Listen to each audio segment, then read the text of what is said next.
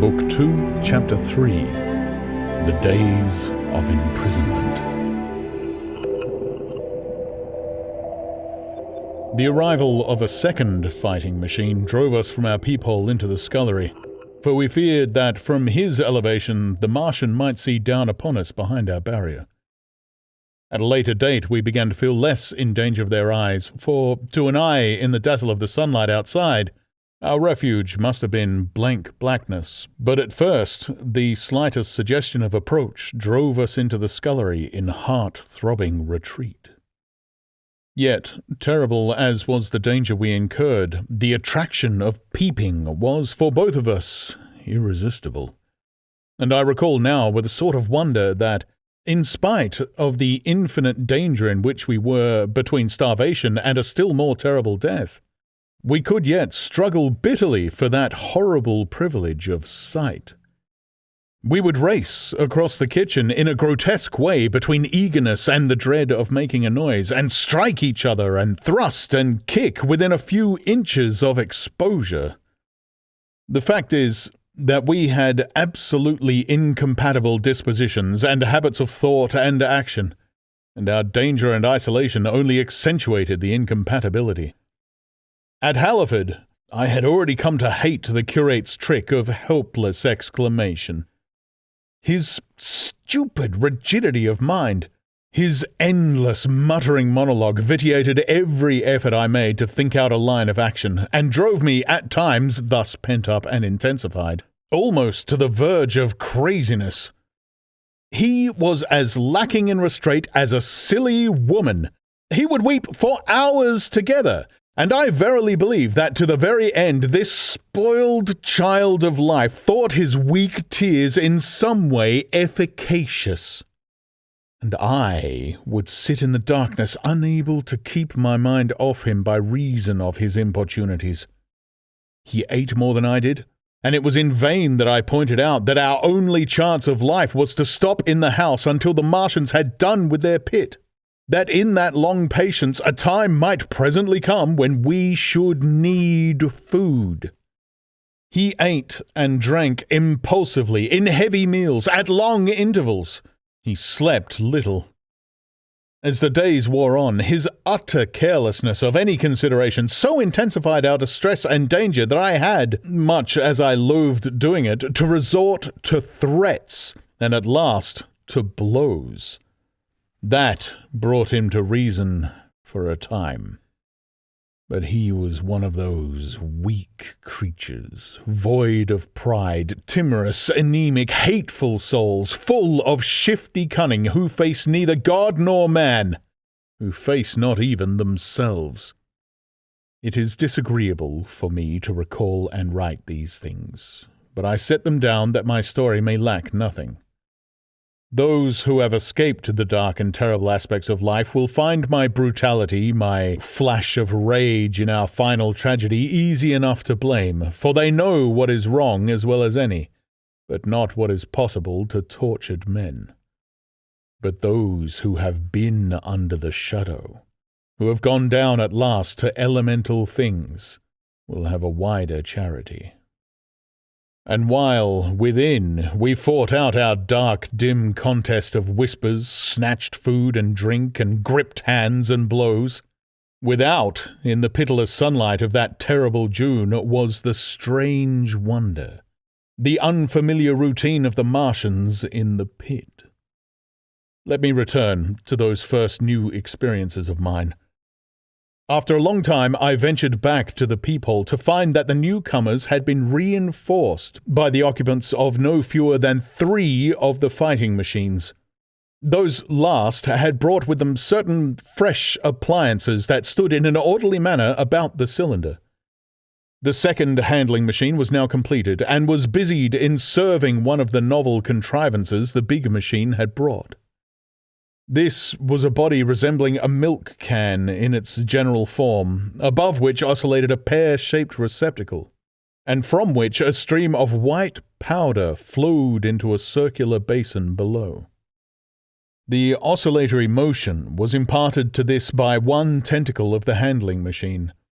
With two spatulate hands, the handling machine was digging out and flinging masses of clay into the pear-shaped receptacle above, while with another arm it periodically opened a door and removed rusty and blackened clinkers from the middle part of the machine.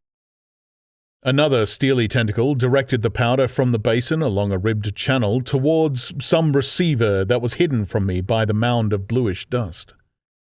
From this unseen receiver, a little thread of green smoke rose vertically into the quiet air.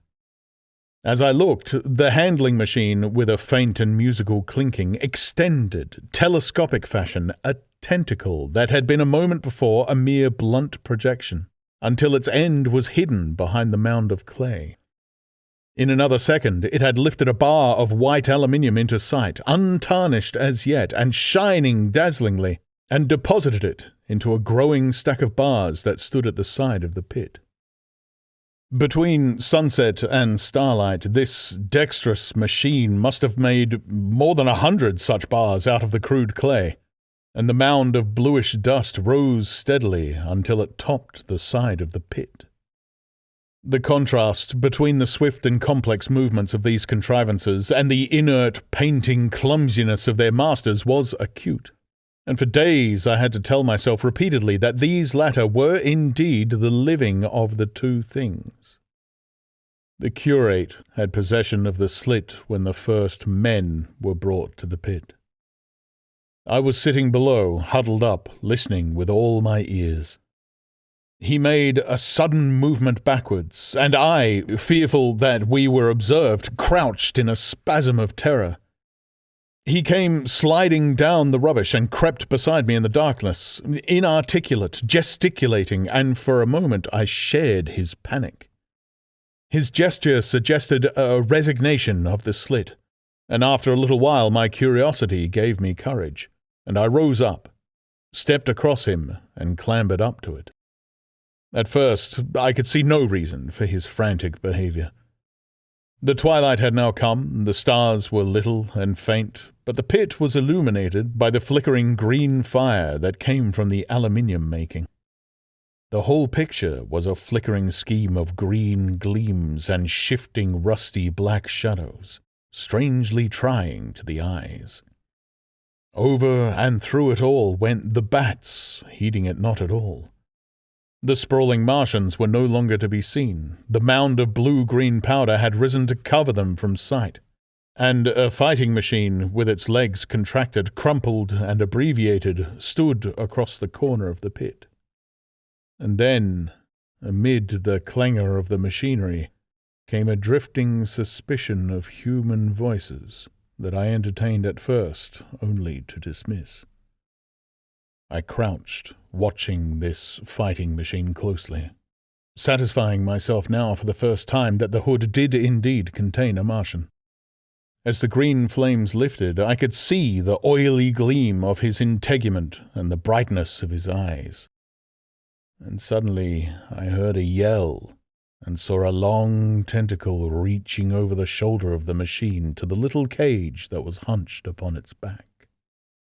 Then something struggling violently, was lifted high against the sky, a black, vague enigma against the starlight, and as this black object came down again, I saw by the green brightness that it was a man. For an instant he was clearly visible. He was a stout, ruddy, middle-aged man, well-dressed. 3 days before, he must have been walking the world, a man of considerable consequence. I could see his staring eyes and gleams of light on his studs and watch chain. He vanished behind the mound, and for a moment there was silence, and then began a shrieking and a sustained and cheerful hooting from the Martians. I slid down the rubbish, struggled to my feet, clapped my hands over my ears, and bolted into the scullery. The curate, who had been crouching silently with his arms over his head, looked up as I passed, cried out quite loudly at my desertion of him, and came running after me. That night, as we lurked in the scullery, balanced between our horror and the terrible fascination this peeping had, Although I felt an urgent need of action, I tried in vain to conceive some plan of escape. But afterwards, during the second day, I was able to consider our position with great clearness. The curate, I found, was quite incapable of discussion. This new and culminating atrocity had robbed him of all vestiges of reason or forethought. Practically, he had already sunk to the level of an animal. But, as the saying goes, I gripped myself with both hands. It grew upon my mind, once I could face the facts, that terrible as our position was, there was as yet no justification for absolute despair. Our chief chance lay in the possibility of the Martians making the pit nothing more than a temporary encampment. Or, even if they kept it permanently, they might not consider it necessary to guard it, and a chance of escape might be afforded us. I also weighed very carefully the possibility of our digging a way out in the direction away from the pit, but the chances of our emerging within sight of some sentinel fighting machine seemed at first too great. And I should have had to do all the digging myself.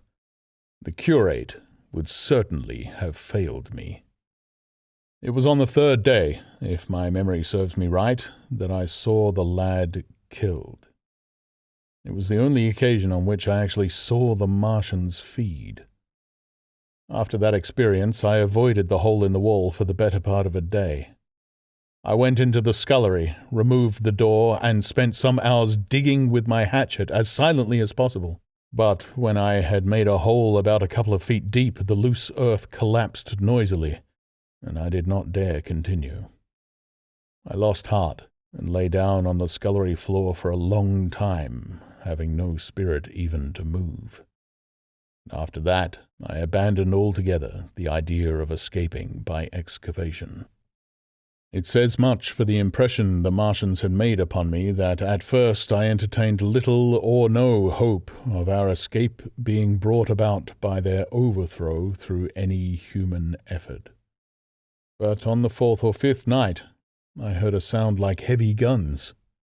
It was very late in the night, and the moon was shining brightly.